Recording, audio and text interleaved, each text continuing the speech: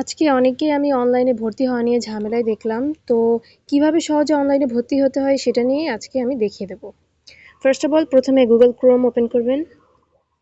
এরপর সার্চ বারে just student সেবা, স্টুডেন্ট অনেক ক্ষেত্রে ক্রোমে না করে গুগলে করলেও হয়, কিন্তু গুগলের ক্ষেত্রে একটু ঝামেলা বেশি আমার কাছে মনে হলো।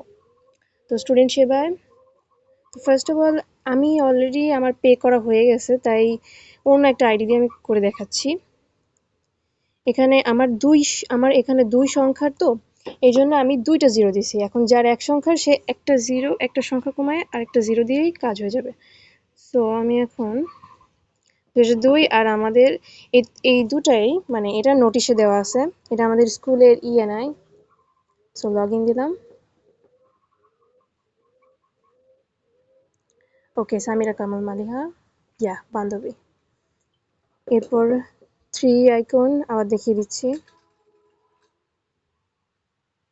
এই যে উপরে এটা 4 লাইনের অপশনটা। এবার পেমেন্টে ক্লিক করে সিলেক্ট ইয়ার। এখন আমরা যেহেতু সেকেন্ড ইয়ারে ২৪ থেকে ২৫, তাই সেকেন্ড ইয়ার সার্চ। এবার আমার সমস্ত খরচ বাবদ টোটাল পেয়েবল অ্যামাউন্ট ২,৮২৪ পে না। এখানে অনেকগুলো পে মাধ্যম আছে, মানে অনেকগুলোই। এখানে কার্ড ইউজ করা যায়, মোবাইল ব্যাংকিং ইউজ করা যায়, ইন্টারনেট ব্যাংকিং ইউজ করা যায়। সেগুলো এক একটার জন্য এক এক রকম চার্জ, এবং আমার যেটা মনে হয় সর্বনিম্ন চার্জ হলো সোনালী ব্যাংকে ৫ সামথিং। এরপর কনফার্মে ক্লিক করবেন, যেটা যার সেভাবে করলেই হয়ে যাবে। তো এখানে হলো অ্যাকাউন্ট নং, অ্যাকাউন্টের ১৩ ডিজিটের যে অ্যাকাউন্টের যে এসি নাম্বার, সেটা হলো অ্যাকাউন্ট নাম, মানে হলো যার নামে অ্যাকাউন্টটা খোলা হয়েছে। আর মোবাইল নাম হলো যে নাম্বার দিয়ে অ্যাকাউন্টটা খোলা হয়েছে। কারণ টাকা কেটে যাওয়ার পরে ওই নাম্বারেই তোমার